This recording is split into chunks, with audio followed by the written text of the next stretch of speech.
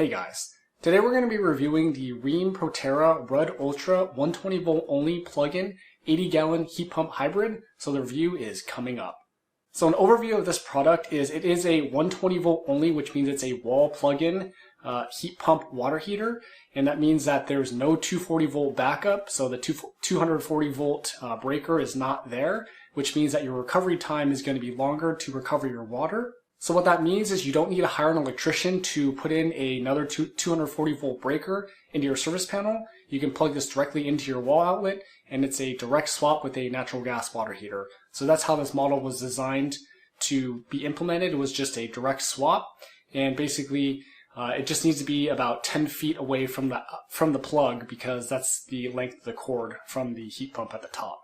So normally when I do reviews, I start with the cons first, that way we end on a good note. So with that said, the first con is that this unit is huge.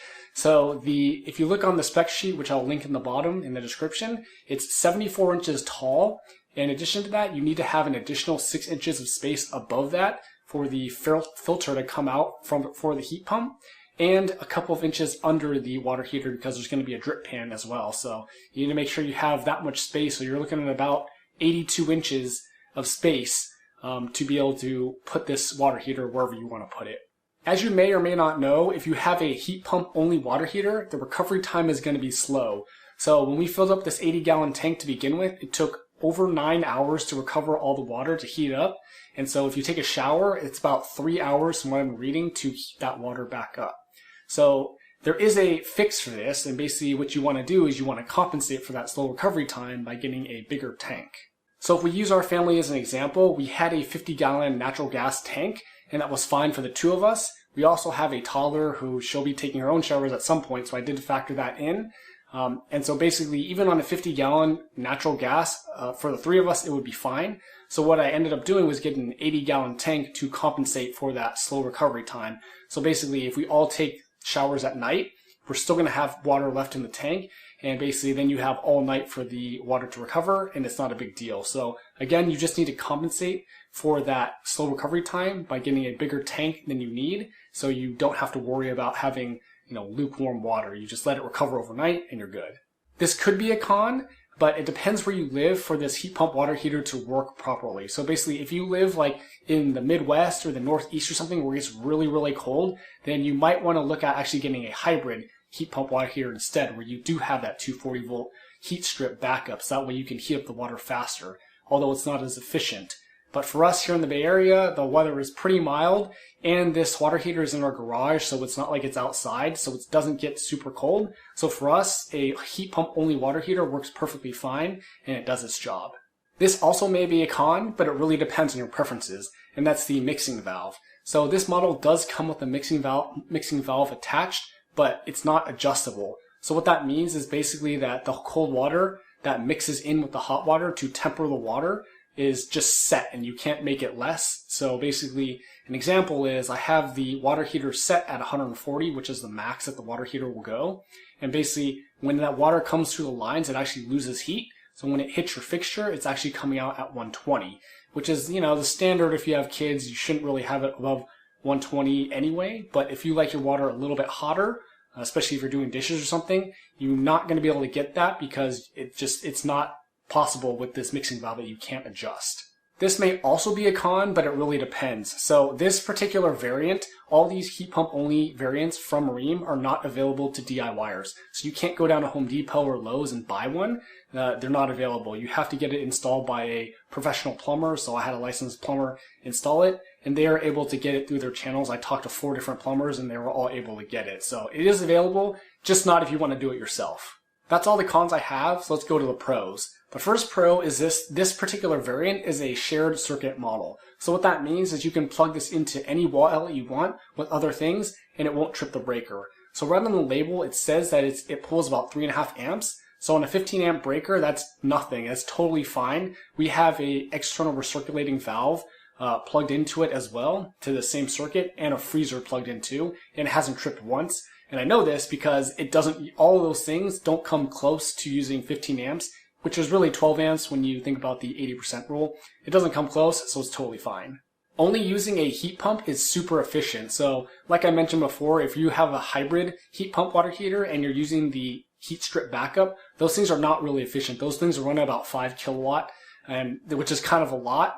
And where this one runs at about 400 watt when it's running. And so basically right now it's running about 5 kilowatt hours a day for 2 showers and miscellaneous stuff. And then in the summer, I'm expecting it to be about 2 kilowatt hours because it's warmer in the summer and heat pumps like warm air way more than they like cold air. I also don't have it on a schedule right now. So basically it's just keeping the water at 140 the entire day. Whereas if I put it on a schedule, then it's going to save energy because it's not going to be trying to keep the water at that same temperature all day, only when we want it, which would be in the morning when we wake up and in the evening when we come back from work. The compressor is not very noisy at all. It runs at about 55 decibels if you're standing next to it. And if you put your mic right up to the compressor, it runs about 68 decibels. So if we put that into an example, it's really not noisy at all. It just sounds like white noise if you're standing near the heat pump in that part of the house. And if you're in other parts of the house for us, I can't even hear it at all. It's just, you don't even notice it. So if that does bother you or you are sensitive to sound, you could also try doing acoustic foam, putting that around the heat pump water heater, and that would also help dampen the sound.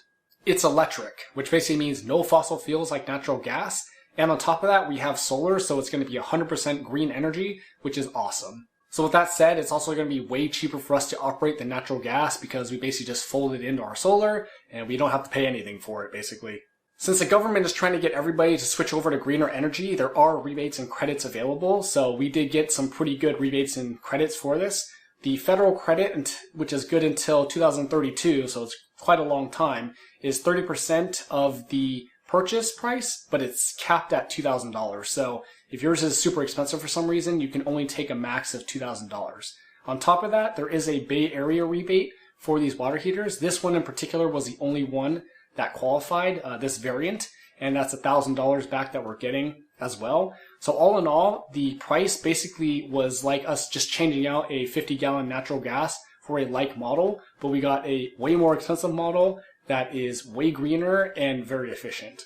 It does what it's supposed to do, which is provide hot water. So again, if you compensate for the gallons, so basically like I mentioned, the heat pump water heater does recover slower. If you compensate for that, you won't even notice a difference. And that's what I'm seeing. It's just like we just got a new water heater that's natural gas in a way.